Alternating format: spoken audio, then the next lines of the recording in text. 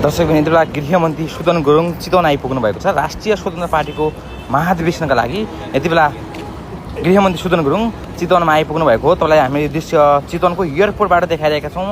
गृहमन्त्री सुदन गुरुङसँगै नेपाल प्रहरीका आइजिपी दानबहादुर कार्की पनि हुनुहुन्छ, हेर्न सक्नुहुन्छ। यति बेला चितवन एयरपोर्टबाट बाहिरिँदै हुनुहुन्छ गृहमन्त्री। तपाईँले गेटमा देखिराख्नु भएको छ। उहाँलाई केही महिला दिदीबहिनीहरूले देशको नायक, देशको रक्षा गर्ने र देशलाई माया गर्ने भनेर जसरी आमादेखि लिएर हेर्न सक्नुहुन्छ।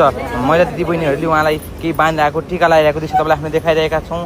गृहमन्त्री सुदन गुरुङ राष्ट्रिय स्वतन्त्र पार्टीको महाधिवेशनका लागि यहाँ आउनु भएको हो भने हेर्न सक्नुहुन्छ। सुदन गुरुङलाई चितवनमा यति धेरै माया दिइराख्नु भएको छ। चितवनका दिदीबहिनीहरूले, आमाहरूले यति माया दिइराख्नु भएको छ। यो दृश्य तपाईँलाई हामीले देखाइरहेका छौँ चितवन एयरपोर्टबाट। अब गृहमन्त्री सुदन गुरुङ यहाँबाट सिधै महाधिवेशन स्थलतिर जानुहुन्छ कि कता जानुहुन्छ त्यो पनि हामी तपाईँलाई देखाउनेछौँ। भिडियोलाई अन्तिमसम्म हेर्दै गर्नुहोला।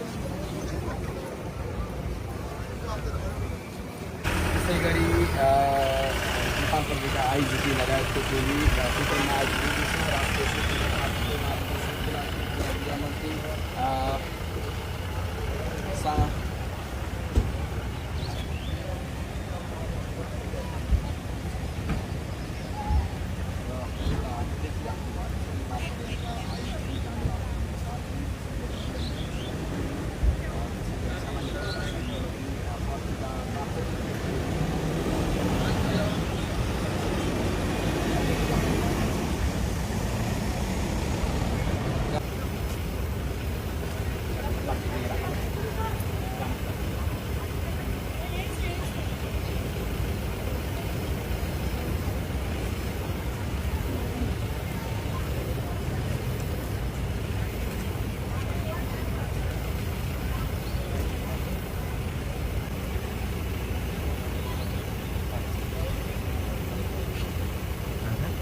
के खिच्न होला भन्दा